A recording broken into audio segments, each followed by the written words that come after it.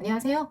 서울대 의대 우등졸업생의 공부비법의 김진선입니다. 오늘은 학군지 이사 갈까 말까 제2탄을 준비해 보았습니다. 학군지에 이사를 갈까 말까 고민 중이신 분들은 저번 1탄 보셨겠지만 두 가지를 더 이제 생각하시면 좋을 것 같아요. 하나는 부모의 의지, 다른 하나는 아이의 성향. 하나씩 살펴보겠습니다. 먼저 부모의 의지. 여기서 부모의 의지가 굳건해야 된다라는 말씀을 드릴 건데, 밀어주겠다는 확실한 의지가 있느냐? 이게 아닙니다. 아이 공부에 올인하겠다 이러면 가시면 안 돼요. 제가 말씀드리고 싶은 의지는 결과에, 공부에 초연하겠다. 이걸 얘기하는 거예요. 아이 공부에 초연할 자신이 있으면 그때 가십시오. 무슨 얘기냐면, 자, 우리가 학군지에 가는 거는 좋은 환경을 마련해 주기 위해서이잖아요. 그거면 돼요. 이 이상 더 밀어주겠다, 내가 앞에서 끌고 나가겠다, 이러면 안 돼요.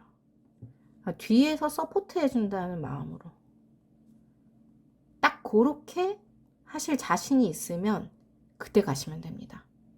아이가 공부를 하기 싫다 할 수도 있고, 아니면은 나 못하겠다, 포기하고 싶다, 이럴 수도 있잖아요. 공부를 하다 보면 그런 날이 있을 수 있죠. 자, 근데 내가 밀어주겠다는 마음으로 올인을 했다고 쳐봐요. 그러면 지금 이런 결과가 나타났을 때 어떻게 하겠습니까? 아이에게 화를 낼 수도 있겠죠. 너무너무 실망하게 될 수도 있고, 실제로 이런 부모님들 꽤 많이 봤어요. 정신과 진료실에도 은근히 있거든요. 그러니까 본인이 그동안 투입한 노력, 시간, 돈 이런 거 생각하면 억울해서 잠을 못 주무시는 거예요. 그래서 제가 앞서서 경제적으로 무리가 될 것 같으면 학군지 가지 마세요. 대치동 가지 마세요. 그렇게 말씀드린 이유가, 아무리 내가 해보고 안 되면은 어쩔 수 없죠. 아이가 좋은 적성, 다른 적성 찾을 수 있게 서포트 해줄 거예요. 그때는 그냥 길을 언제든지 틀 거예요 라고 말씀을 하셔도, 경제적으로 무리를 하면서 가시면 아무래도 인간이 본전 생각이 납니다. 경제적으로 무리했다는 말은 뭐예요?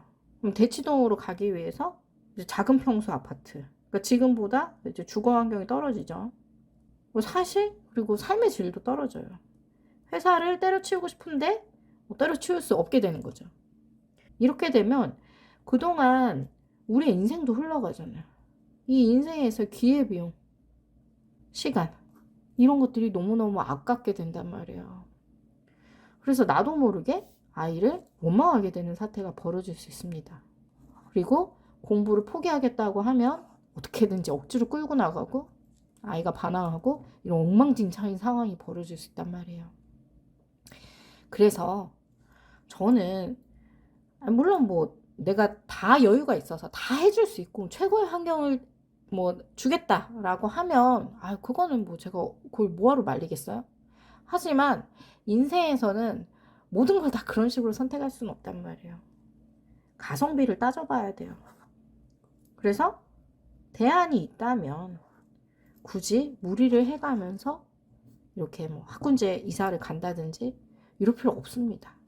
항상 가장 최선의 대안을 찾으려고 노력을 하시는 게 좋아요. 그게 부모에게도 좋고 아이에게도 좋습니다. 자, 두 번째, 이제 아이의 성향.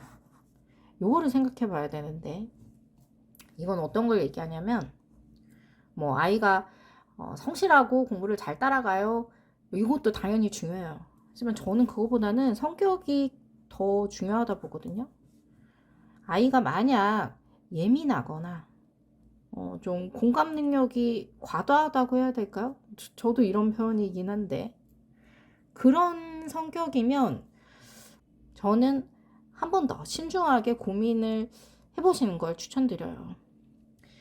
왜냐면 이런 아이들은 부모가 자기를 위해서 이거저거 이제 좋은 환경을 제공해주고 노력하고 하는 거를 희생한다고 느끼는 경우가 있어요. 그래서 부담을 느끼는 거죠. 아, 엄마 아빠가 이렇게까지 나를 위해서 노력을 하는데. 물론 그런 감정을 갖는 것이 공부의 원동력이 되기도 합니다. 저는 사실 그게 꽤 큰 원동력이 됐는데, 그게 원동력이 될 수도 있고 양날의 검이에요. 사실 굉장히 위험합니다. 잘못하면 부모를 위해서 공부하는 일이 벌어지거든요. 이렇게 되면 아이는 공부가 이제 중노동이 되는 거예요. 그러니까 이런 경우에 뭐가 문제냐면, 일단 부담스러우면 시험에 굉장히 그 긴장을 많이 하게 됩니다. 그렇게 되면 시험 성적이 원래 자기 실력보다 못 나오는 경우가 많아요. 너무 심하게 긴장하는 바람에. 실제로 그런 경우가 있어요. 그리고 이런 아이들이 보면 대부분 모범생이에요. 물론 그러니까 부모님이 또 이제 아이의 미래를 위해서 그 학군지에 가야겠다, 또 이런 생각을 했을 수 있죠. 이제 모범생이니까 또 더 기대를 하고. 그러다 보니까 이 아이들은 좀 시켜도 반항하지 않아요. 힘들어도 그 내색을 잘 안 해요. 또 그리고 부모님께서 지금까지 희생하고 있잖아요. 여기 미안해가지고 나 힘들다, 포기하고 싶다, 이런 얘기를 안 하는 거예요. 근데 이게 어느 날 갑자기 뻥 터져요. 오랜 시간을 거쳐서. 뭐 반항하는 식으로 터질 수도 있고, 아니면은 왜 그 수능 다음날 보면 은근히 한두 명씩 뛰어내려요. 해마다. 꼭. 진짜 슬픈 일이죠. 왜 그런 그 슬픈 결말을 선택하겠어요. 그러니까 부모님께 실망을 안겨드린 거. 그러니까 수능 보고 사실 이거 재수해도 그만인 건데, 그때는 그게 잘 안 보이는 거예요. 청소년기에는 예민하고 또 미안한 마음에 그런, 정말 안타까운 일이 벌어지는 거죠. 저는 사실 그 부분이 꽤 걱정이 됐어요. 아이를 키우면서. 특히 그 저희 첫애가 원래 좀 예민한 그런 이제 아이인데, 유치원 때 생일 파티를 했어요.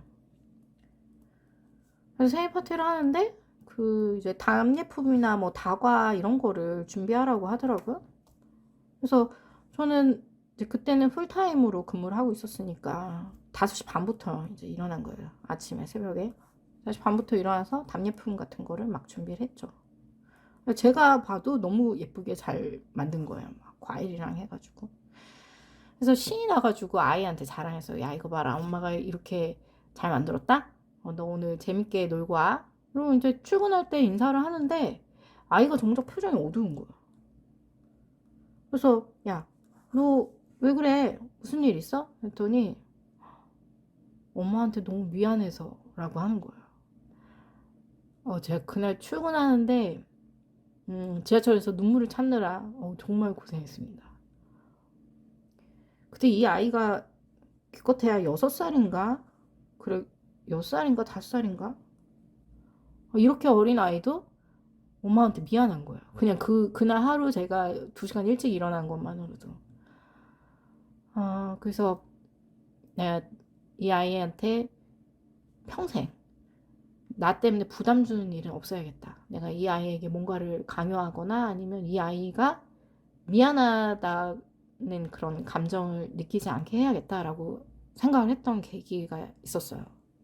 그래서 학군지나 이런 거 고민할 때 이 부분을 충분히 고려를 했었습니다. 오늘 나눴던 얘기를 정리를 하면, 부모의 의지, 밀어주겠다 이런 마음으로 가시면 안 되고, 나는 결과나 아이 공부에 초연할 수 있다, 이런 자신이 있으시면 가셔도 된다.